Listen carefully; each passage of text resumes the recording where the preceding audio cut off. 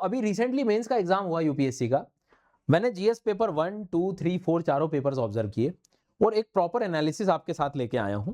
ये एनालिसिस आपको अभी से जो आप तैयारी कर रहे हो उसमें क्या एक्चुअल में चीजों का ध्यान रखना है वो आपको समझ आ जाएगा। क्या चीजें चेंज हो गई हैं इस बार, पर्टिकुलर किन बातों पे बहुत ज्यादा ध्यान देना चालू कर दिया इन्होंने, क्या ऐसे टॉपिक्स हैं जिनमें बिल्कुल चेंज नहीं आया है, एज इट इज चीजें आ रही हैं।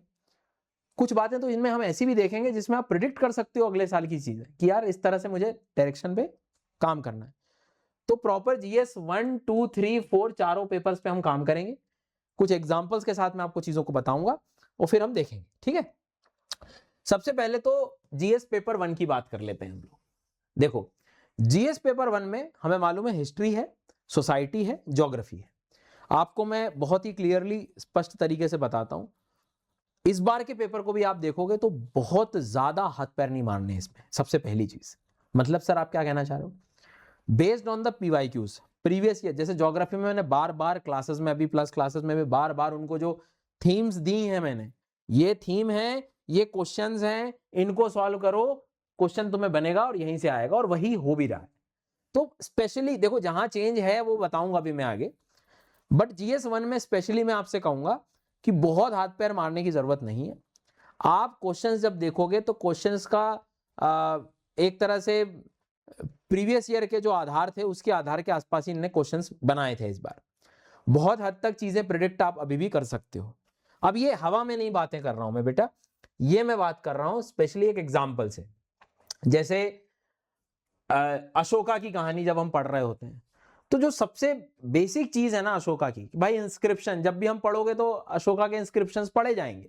ठीक है, गांधीयन एरा को अगर आप पढ़ रहे हो तो जो मूवमेंट्स जब हम पढ़ते हैं, मास मूवमेंट, हर एक इवेंट का सबसे मोस्ट इंपॉर्टेंट इवेंट याद रखो आप। कैसे, हर एक कैरेक्टर का मोस्ट इंपॉर्टेंट इवेंट याद रखोगे, वहां से तुम्हें हर बार क्वेश्चन मिल रहा है। अशोका का इंस्क्रिप्शन पे मिलेगा, आया इस बार। गांधी जी के मास मूवमेंट को अगर आप देखोगे क्वेश्चन मिलेगा तुम्हें। ब्रिटिश की बात करोगे तो उसकी एजुकेशन पॉलिसी की जब भी आप बात करोगे, मैकुले वगैरह को जब हम देख रहे होते हैं, तो आप मानो कि यहां से तुम्हें मिलेगा क्वेश्चन। अच्छा, दूसरी इंपॉर्टेंट बात, जब आप पोस्ट इंडिपेंडेंस देखते हो तो पोस्ट इंडिपेंडेंस के बाद क्या चीज काम की है, सबसे पहला जो चीज है, जो बदलाव आप देखोगे इंडिपेंडेंस के बाद, कि राज्यों में जो रीऑर्गेनाइजेशन कराना था, लैंड रिफॉर्म, जो चैलेंजेस, उसी के आसपास क्वेश्चन। तो जो फर्स्ट पार्ट है, पहला एक्शन जो है ना, वो तुम्हें हमेशा क्वेश्चंस के फॉर्म में दिख रहा है। अशोका जब पढ़े तो इंस्क्रिप्शन के बारे में, गांधी जी के बारे में जब पढ़ोगे तो मास मूवमेंट हमेशा याद आएगा आपको। ब्रिटिश के बारे में बात करो तो शिक्षा मैकुले की जो कहानी, बस उसके बारे में आपको क्वेश्चन मिल रहा है। तो जो सबसे कोर चीज है ना, वो उस टॉपिक से हमेशा पूछ रहे हैं वो लोग, ये बात आपको ध्यान रखनी है। अब जैसे सोसाइटी में जाओगे तो यूनिटी इन डाइवर्सिटी के एस्पेक्ट हमेशा पूछेंगे, कास्ट वगैरह सिस्टम के आसपास चीजें घूमती हुई दिख रही हैं आपको। तो इसमें कोई एकदम शॉक इफेक्ट नहीं है जीएस पेपर 1 में, मैं आपको ये समझाना चाह रहा था। तो अभी आप जब तैयारी कर रहे हो अपनी ना, तो उसमें यह बात ध्यान रखो कि जो बेस्ड ऑन पीवाईक्यूज हैं, जो मेन इवेंट थे और जो जिसके हिसाब से थीमेटिक चीजें बन रखी हैं क्लास में, जैसे हम ज्योग्राफी में भी अभी हम देखेंगे, ठीक है, तो उसके हिसाब से ही आपको करना है। अब जब आप सेल्फ स्टडी कर रहे हो, जैसे मैं एग्जांपल दूं उदाहरण के तौर पे, कि ब्रिटिश एजुकेशन पॉलिसी का सबसे कोर वाला जो बता रहा था मैकुले का मैं, तो इस क्वेश्चन को देखो कि discuss the impact of Macaulay's merit on colonial administration and education, शिक्षा को लेकर उसने बात करी। पोस्ट इंडिपेंडेंस में भी देखो ना कि linguistic reorganisation of Indian state was driven by popular pressure from the below comment. अब ये नहीं कि अगर आप तैयारी करो तो पहली बार, ऐसा नहीं कि पहली बार इस तरह की थीम के क्वेश्चंस आए, आपको मिल जाएंगे अगर आप ध्यान देंगे तो। ठीक है, अशोका के बारे में जो हम बात कर रहे थे कि अगर आप इस बारे में इसको देखोगे तो analyse the importance of Ashokan inscription from the reconstructing Mauryan history. ठीक है, गांधी जी का जो मैं बता रहा था कि गांधीयन मूवमेंट्स के दौरान जो मासेस की बात, मास मूवमेंट को लेकर उन्होंने क्वेश्चन पूछा है इसमें। तो जो मेन कोर है हिस्ट्री का भी अगर आप देखोगे तो उसका जो मेन क्रक्स निकला है, ठीक है, जो सबसे इंपॉर्टेंट चीज है कि जो सबसे पहला इवेंट, इंपॉर्टेंट इवेंट, उसको लेकर उन्होंने आसपास। तो हमें यह ध्यान रखना है कि हर एक पढ़ते समय हर एक इवेंट को ऑब्जर्व करें कि हर एक कैरेक्टर का मेन इवेंट क्या था, किसके कारण जाना जा रहा है वो, वहां से आपको अक्सर क्वेश्चन देखने को मिल जाएगा। तो कहने का मतलब क्या हुआ कि सिलेबस जो है आपका, अभी मैं आपको एक नई चीज और दिखा रहा हूं कीवर्ड्स को आप देखोगे तो कीवर्ड्स के अकॉर्डिंग क्वेश्चन अभी भी आपको देखने को मिल जाएंगे जीएस पेपर 1 में। अब द थिंग इज, प्रॉब्लम क्या है, आप जब सेल्फ स्टडी करोगे तो ये चीज आप एनालाइज कर पा रहे हो क्या? तुम नोट्स के टाइम पे तुम्हें अगर इंडस्ट्री, मान लो मैं पढ़ा रहा हूं तो इंडस्ट्री में 4 चीज मैं जब बताता हूं अपनी क्लास में, जब हम मेंस की क्लासेस में जब पढ़ रहे होते हैं कि यार इंडस्ट्री सिर्फ ऐसे पढ़ के नहीं होगी, इंडस्ट्री को आपको उसके लोकेशनल सेटअप पढ़ने पड़ेंगे। लोकेशनल फैक्टर दे रखा है मेंस में, अब लोकेशनल फैक्टर पढ़ के काम नहीं बनेगा, लोकेशन से दूर भी अगर इंडस्ट्री शिफ्ट हो रही है तो पढ़ना पड़ेगा। लोकेशन, इंडस्ट्रीज के पैटर्न चेंज हो रहा है, चाहे शुगर मिल्स नॉर्थ से साउथ शिफ्ट हो रही है तो क्या कारण है वो पढ़ना पड़ेगा। फूड प्रोसेसिंग नॉर्थ इंडिया में ही क्यों स्टैब्लिश्ड है वो पढ़ना पड़ेगा आपको। ये सारे एनालिसिस के साथ अगर आप नहीं पढ़ पा रहे हैं, आपको बेहतर गाइडेंस लगे तो आपको समय से गाइडेंस लेना चाहिए। आगे मैं बताऊंगा, सिलेबस के कीवर्ड से मैच करा दूंगा अभी देखना क्वेश्चन, बट उसके पहले मैं आपको एक इंफॉर्मेशन बेटा दे दूं। अनअकैडमी का लोवेस्ट प्राइस इस महीने के लिए आपके लिए एंडिंग में, कि एक बार और आपको मौका मिल जाए, ये ऑफर आपके लिए आ गया है। इस सब्सक्रिप्शन से आप अपनी तैयारी शुरू कर सकते हो। मैं कह रहा हूं ये सब एनालिसिस, सारी चीजें इंडिया के टॉप एजुकेटर्स, अनुभवी टीम मेरे द्वारा, ज्योग्राफी, एनवायरमेंट, डिजास्टर मैनेजमेंट, पूरा एनालिसिस करवा दूंगा मैं तुमको, सारी चीजों का, प्रीलिम्स मेन सब कुछ। ठीक है, बहुत जल्दी ऑफर एंड हो रहा है, ध्यान रहे। दूसरी इंपॉर्टेंट बात यहां पर याद रखना है, कोड SGYT10 का आप इस्तेमाल कर लेना, 12 महीने तक का ये सब्सक्रिप्शन फ्री मिल रहा है, इसमें सब कुछ आपको मिल जाएगा। ध्यान रखने वाली बात है कि याद रखना कि ये जो क्रैश कोर्सेज हैं प्रीलिम्स के और मेंस के, ये भी इसमें इंक्लूडेड हैं। जो अलग से आते हैं प्रीलिम्स के आसपास और मेंस के आसपास, वो इसमें इंक्लूडेड हैं बेटा। ठीक है, मतलब ये आपको सब इसमें मिल रहा है, लेकिन ये सिर्फ 27 तारीख तक के लिए है। उसके बाद जो सब्सक्रिप्शन आपको लोगे, अगर ले पा रहे हो, तो फिर ये इंक्लूड नहीं होंगे, आपको ये अलग से लेने पड़ते हैं। तो ये सब कुछ जो चीजें आपको जो अनअकैडमी स्टोर्स पर अवेलेबल होती हैं, सब कुछ इसी में मिल रही हैं। आपको लग रहा है कि ये जो यूपीएससी अलाइड एग्जाम्स हैं, ईपीएफओ, बीपीएससी, ये सब मिल रहा होता है, लेकिन अब ये सिर्फ 27 तारीख जो सब्सक्रिप्शन ले लेंगे उनको भी ये सब इसी में मिल जाएगा, अलग से नहीं लेना पड़ेगा। लेकिन 27 के बाद अगर आप लोगे तो ये सब कुछ जो है आपको सेपरेटली लेने हो जाते हैं। तो ये आप अपने इसके हिसाब से, अगर आप कॉलेज में भी, तो बड़े मंथ के सब्सक्रिप्शंस की तरफ जा सकते हो। सारी चीजें मैंने आपको बता दी हैं। अब मैं बात कर रहा था ये कीवर्ड्स को लेके, देखिए अब इधर जरा ध्यान देना, मजेदार चीज आपको यहाँ पर बता रहा हूं मैं। अब जैसे ये कीवर्ड्स पर आते हैं हम लोग, ठीक है, तो सिलेबस का कीवर्ड्स के अकॉर्डिंग ये क्वेश्चन पूछा है। जैसे मान लो उदाहरण के तौर पे डाइवर्सिटी इन इंडिया, ठीक है, साइक्लोन लिखा हुआ है, ये सारे वर्ड्स तुमको जो है कम्युनलिज्म और ये सारी चीजें मान लो सिलेबस में दिख रही हैं। तो देखो डाइवर्सिटी के बारे में बात कर रहा हूं मैं, तो डाइवर्सिटी ऑफ इंडिया, ये देखो यूनिटी, ये सिलेबस का कीवर्ड हो गया। ये चक्रवात सिलेबस का कीवर्ड है। ये आपको फ्यूजीवारा इफेक्ट के साथ ट्रॉपिकल साइक्लोन देखने को मिल रहा है कि unity in diversity remains the defining feature of Indian society despite the challenges from communalism and regionalism. तो मैं सब शब्दावलियां मिल जाएंगी। तो मैं फ्यूजीवारा इफेक्ट दिखाई दे रहा है, ये देखो, ये ट्रॉपिकल साइक्लोन से एसोसिएटेड है। और ऐसा नहीं, तुम पहले के क्वेश्चंस भी देखोगे तुम्हें मिल जाएंगे। Reorganisation within the country, ये सब लिंग्विस्टिक रीऑर्गेनाइजेशन का एज इट इज आपको दिखाई दे रहा है। इफेक्ट ऑफ ग्लोबलाइजेशन, ठीक है, evaluate the impact of globalisation and Indian youth with the reference to the social politics. तो कीवर्ड्स से आपको पूरी थीम समझ में आ जानी चाहिए पीवाईक्यूज के साथ। ये सबसे बड़ी लर्निंग है। मैं कह रहा हूं कि सिलेबस के अकॉर्डिंग आप अपने नोट्स तैयार रखो, थीम वाइज, सब्जेक्ट वाइज। नहीं हो पा रहा है तो ये एजुकेटर्स के साथ सपोर्ट लेके बढ़िया से चीजें कवर कर लो। सेल्फ स्टडी के आधा यहां से आधा यहां से नहीं होगा सिलेबस कवर ऐसे आपसे। आगे बढ़ेंगे। अब जैसे एक नई चीज और भी मैं आपको बताना, रियल चैलेंज क्या है, लिखना। क्यों? क्योंकि आपको उसी एक पेपर में ज्योग्राफी का माइंडसेट भी चाहिए, सोसाइटी का भी चाहिए, हिस्ट्री का भी चाहिए। और उसमें सबसे बड़ी बात क्या है कि आपको एक आंसर 8 से 9 मिनट में एंड भी करना है। और ऐसे आपको अब कितने सारे क्वेश्चन सॉल्व करने, एक क्वेश्चन में आप 7-8 मिनट से ज्यादा दे ही नहीं पा रहे हो। क्योंकि आप अगर दे भी दोगे, अच्छी बात है, अच्छा सजाने के लिए दे रहा हूं मैं, इनडायरेक्टली आप दूसरे आंसर का टाइम ले गए। अब सोचो ना कि आपको इस क्वेश्चन को देखो, human induced land use changes in India and their geographical consequences बताने, एनालाइज करना है बेसिकली कि भारत में मानवजन्य भूमि उपयोग परिवर्तन के प्रमुख कारकों एवं उनके भौगोलिक परिणामों का विश्लेषण कीजिए। भाई सोचो, आप पूरा एनालिसिस करना और पूरा लैंड फॉर्म्स या लैंड यूज जो हमने चेंज कर रखा है कि एक तरफ तुम्हें जो है ऑब्जर्वेशन अगर हम करें कि जो है ज्योग्राफिकल कॉन्सिक्वेंसेस क्या हो गए, बदलाव क्या आ गया भौगोलिक स्तर पर, human induced land use changes in India and their geographical consequences, कि हम क्यों सब कर रहे हैं इतना सब चेंज, हम शहरीकरण का क्यों बढ़ावा दे रहे हैं, ठीक है, और उसके साथ ज्योग्राफिकल एस्पेक्ट क्या क्या बदलाव हुए और क्या क्या उसके प्रभाव पड़े, वो सब बताना है आपको। और उसमें भी अगर आप ऊपर ऊपर लिख दोगे नहीं मिलेगा नंबर, आपको एग्जाम्पल देना पड़ेगा, आपको सिटीज के एग्जाम्पल देने पड़ेंगे। आप लैंड यूज ऐसा नहीं कि सिर्फ शहरों की बात करोगे, आप माउंटेन रीजन में जा सकते हो, आपको हिमालयन रीजन के बारे में बात कर सकते हो, वेस्टर्न घाट्स के बारे में बात कर सकते हैं, हम कोस्टल रीजन के बारे में बात कर सकते हैं, हम डेजर्टिफिकेशन तक पहुंच सकते हैं। बट बात वही है कि वो सब कनेक्ट करना आपको आना चाहिए, ये सब चीज वो भी 7-8 मिनट के अंदर। क्यों ये क्लास में मैं बार बार मेंस आंसर राइटिंग के लिए करवाता हूं, मैं मेंस आंसर लिखवा के बिठा के चेक करवा रहा हूं, दौड़ा दौड़ा के लिखवा रहा हूं, क्योंकि मुझे पता है ये फैक्टर वहां तभी निकलेगा जब उतनी आप प्रैक्टिस कर पाओगे या कर चुके होंगे पहले। तो ये वाला क्वेश्चन है, देखो, लू चिनूक फॉन विंड्स। अब तुम इस टॉपिक को अगर आप ध्यान से पढ़ोगे तो कुछ क्वेश्चन ऐसे हैं जो सिर्फ प्रीलिम्स सेंट्रिक थे कि यार ये तो प्रीलिम्स में पढ़ते हैं, प्रीलिम्स में पढ़ते हैं, लेकिन ये अब आपको मेंस में भी दिख गया। दूसरी चीज आप देखो, लैंडफॉर्म के क्वेश्चन कभी नहीं दिखते थे, लेकिन लैंडफॉर्म से कनेक्शन अब मेंस में आने लगे। फियोर्ड वाला एक क्वेश्चन आ रखा था, ये आया। तो लर्निंग एक ज्योग्राफी में ये भी लेके जानी है हमको बेटा कि जो चीज तुम प्रीलिम्स में पढ़ रहे हो उसको कोई बड़ी बात नहीं कि उसको बड़े शब्दों में आपको मेंस में भी लिखना पड़ जाए। जैसे ये आया लू चिनूक का, कहने के लिए हम बोल दिया कि अरे हाँ ये तो यूएसए की विंड है, यूरोप की विंड है, यहाँ की विंड। बट अगर आप ध्यान से पढ़ रहे हो, आपको रॉकी माउंटेन्स आते हैं, आपको हवा का उठना आता है, आपको नीचे सिंक होते हुए ड्राई होती हुई हवा एडियाबेटिकली गर्म होना, ये कॉन्सेप्ट क्लियर है, तो इनमें आप ऐड भी कर लोगे। माउंटेन्स इसका एल्प्स हो जाएगा, तो उसका जो है रॉकीज हो जाएगा। इंडिया की स्थिति में आप प्री मानसून शॉवर्स जानते हो तो आप कनेक्ट भी कर पाओगे, क्योंकि 3 बातें इसमें पूछी उसने।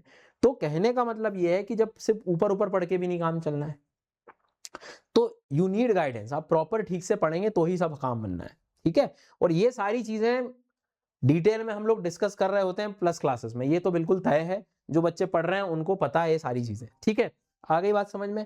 तो आप पढ़ो तो थोड़ा सा हर एस्पेक्ट में पढ़ो, ध्यान से पढ़ो, प्रीलिम्स मेंस के नाम से मत पढ़ो, इंटीग्रेटेड पढ़ो। प्रीलिम्स का भी ढंग से आना चाहिए, मेंस का भी अच्छे से आना चाहिए।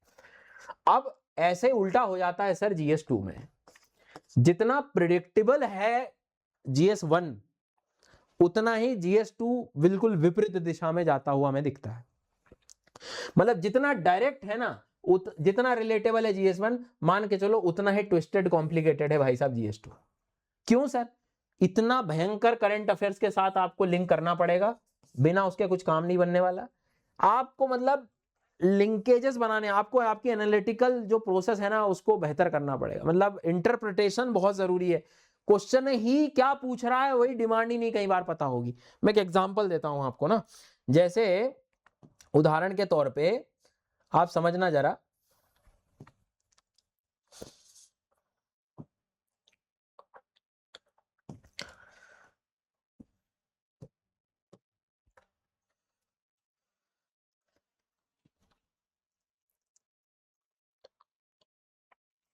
ध्यान से देखना इस क्वेश्चन को।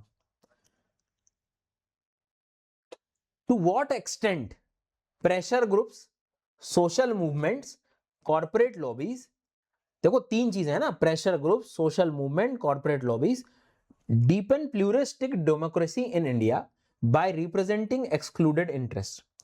फिर बोल रहा है एनालाइज, अभी तो उसने बात करी, अब बोल रहा है analyse weather the growing convergence of corporate wealth and political power poses a threat to autonomy of formal democratic institutions। अब आप समझो इस बात को, इस क्वेश्चन को समझिए। अगर मतलब नॉर्मली ऐसे कोई व्यक्ति पढ़ के देखेगा तो अब इसमें 4 बातें निकल के आ रही हैं। मतलब pressure group, social movements, corporate lobbies, ये सारी चीजें तो अपनी जगह हैं, लेकिन वो 2 बातें कर रहा है कि कॉर्पोरेट वेल्थ और पॉलिटिकल पावर, इन दोनों को कनेक्ट करने की बात कर रहा है कि इनसे क्या क्या प्रभाव देखने को मिल रहे हैं, कुछ थ्रेट की बात कर रहा है वो, इसमें बहुत सारी चीजें। तो मैं आपको बस ये बताना चाहता हूं कि कई बार आप लोग अक्सर ये सुन रहे होते हैं कि कॉर्पोरेट स्तर पे जाके, या फॉर एग्जांपल हम कह सकते हैं कि जो अडानी अंबानी तक लोग पहुंच जा रहे होते हैं और फिर सरकार को कंपेयर करने लगते हैं।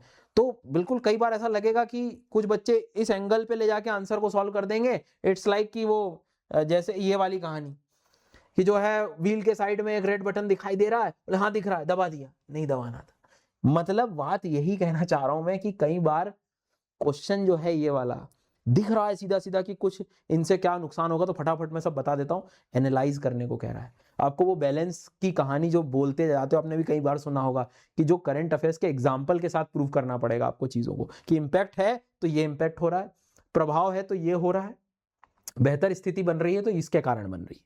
तो कहने का मतलब यही कहना चाह रहा हूं मैं कि GS2 डायरेक्ट तुम सोचो कि मेरा एक कोई बुक उठा लूं लक्ष्मीकांत और उससे, नहीं भाई, इसमें अच्छे एक अनुभवी शिक्षक की नो डाउट जरूरत लगेगी इस GS2 के सर। मेरा एनालिसिस ये कहता है, जिसको सब्जेक्ट का और पूरा करंट अफेयर्स का साथ में ज्ञान है।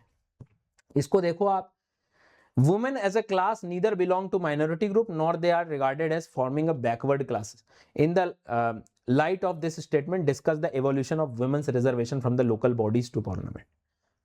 अब इस क्वेश्चन में सब छोड़ो, मेरे को तो ये दिख रहा है, इवोल्यूशन ऑफ वुमेन्स। अब वुमेन रिजर्वेशन का उदाहरण ले लो आप, वुमेन के बारे में तो चलो अपनी जगह, लेकिन वो क्या पॉइंट कर रहा है देख रहे हो, इवोल्यूशन पूछ रहा है। इवोल्यूशन मतलब कहीं पूरी लंबी जर्नी के बारे में जानना चाह रहा है, वो पूरे हिस्टोरिकल एस्पेक्ट से उठाना चाह रहा है। ये बिना एनालिसिस के कैसे करोगे इस क्वेश्चन को आप? सोचने वाली बात है, सोचो आप। ये तैयारी कुछ और मांग रही, कर कुछ और रहे हैं हम। तो ध्यान दो, क्यों एजुकेटर्स जरूरी हो जाते हैं, मैं आपको समझाना चाह रहा हूं कि GS2 लिटरली मतलब अत्यधिक ये, जिसमें जैसे मैंने ये देखा कि whether the growing convergence of corporate wealth and political power present a threat to the autonomy of, तो अब ये थ्रेट के नाम से सुनते ही जो चलता आ रहा है शायद उसको पकड़ के व्यक्ति कहीं का कहीं आंसर लिख दे, बट नहीं, यहां पर हर एस्पेक्ट पर हमें ध्यान देना होगा।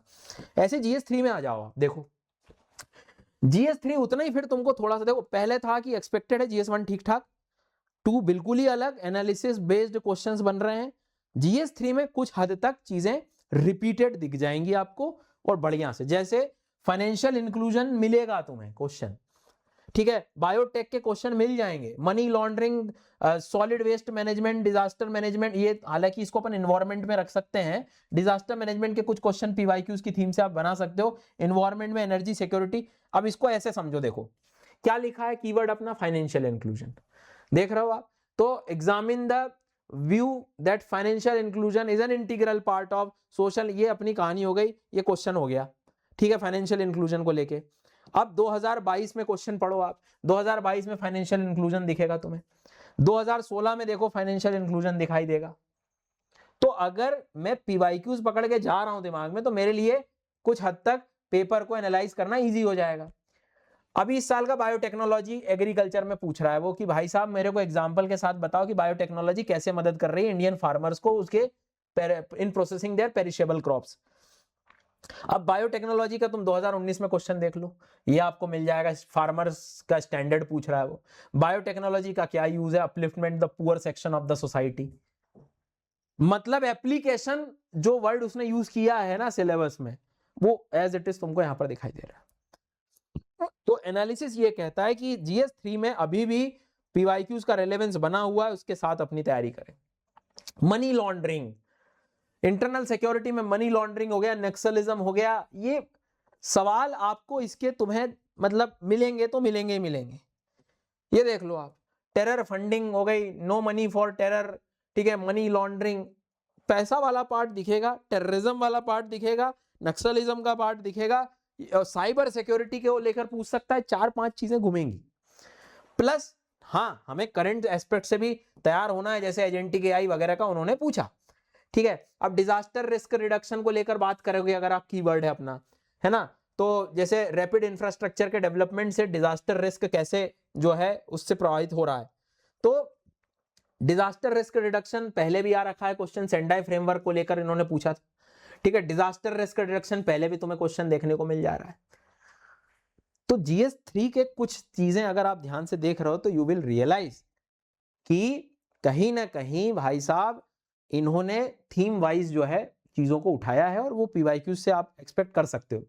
क्यों मैं बार बार फिर बोल रहा हूं, इन्वायरमेंट में भी, डिजास्टर मैनेजमेंट के आप जब मेरा कोर्स करते हो, मेरी पहली क्लास ही इस बात पे रहती कि तुम पहले PYQ चेक करो।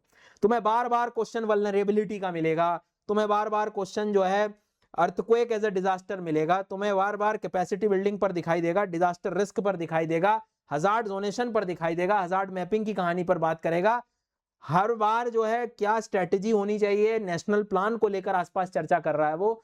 एक बार ग्लोबल एस्पेक्ट्स पर भी वो बार बार सवाल पूछ रहा है। तो पीवाईक्यू से ही तुम्हें दिशा निर्देश मिलेगी। आई बात समझ में यहां पर। अब ऐसे ही एनर्जी सिक्योरिटी को देख लो। एनर्जी इन्वायरमेंट में भी जब मैं आता हूं तो एनर्जी सिक्योरिटी पहले भी आ रखा है भाई, एनर्जी डिपेंडेंसी कैसे ठीक होगी, एनर्जी नीड्स कैसे हम कर सकते। तो इन्होंने सवाल लगभग वैसे पूछे, लेकिन करंट अफेयर्स में अगर मैं बायोटेक्नोलॉजी को लेकर बात करूं तो थोड़े बहुत आपको जो है बायोटेक्नोलॉजी के अलावा भी साइंस टेक में अगर जैसे एजेंटिक एआई वगैरह, तो जो कुछ चीजें नई एकदम चल रही है इंडिया के एस्पेक्ट में, वो आपको ध्यान रखना होगा।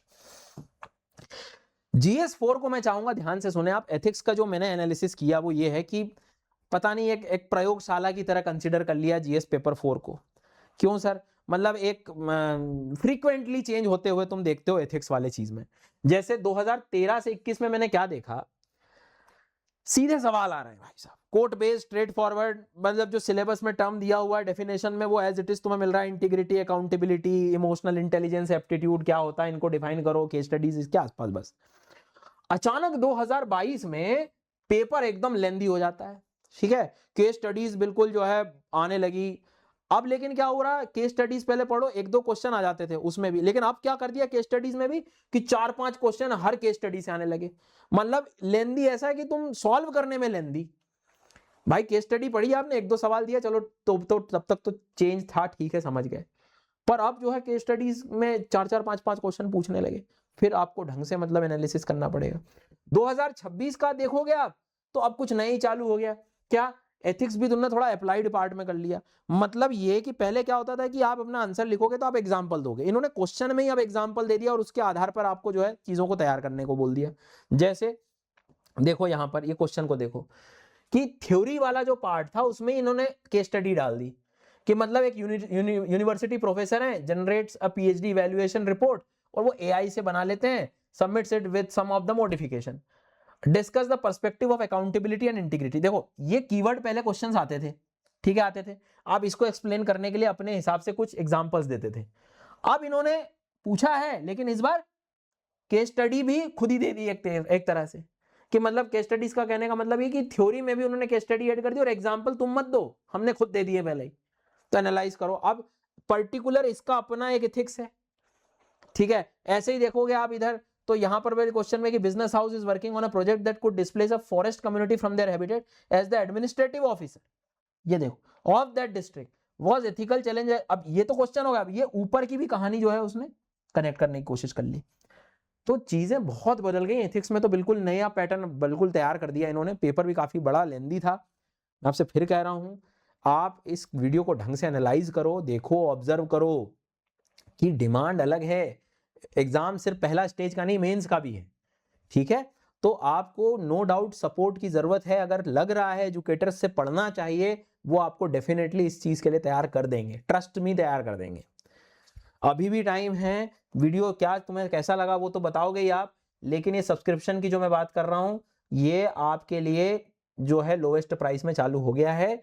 इसका आनंद आप ले लो। मैं बता रहा हूं चीजें बहुत सॉर्ट हो जाएंगी, सारी चीजें आपकी बेहतर सॉल्व हो जाएंगी, ठीक है। डिस्काउंट कोड SGYT10 यूज करो और अभी सब्सक्रिप्शन लेकर अपनी पढ़ाई चालू करो। ये सबसे लोवेस्ट प्राइस में आपको मिल रहा है और ये सारी चीजें क्रैश कोर्स वगैरह इंक्लूड हैं, बाद में नहीं होंगे, बाद के सब्सक्रिप्शन में नहीं है, सब कुछ खत्म हो जाएगा। ये इसके अकॉर्डिंग आप अपने ड्यूरेशन के हिसाब से चूज करो और आज ही सब्सक्रिप्शन लो। सब कुछ लिंक आपको डिस्क्रिप्शन में मिल जाएगी।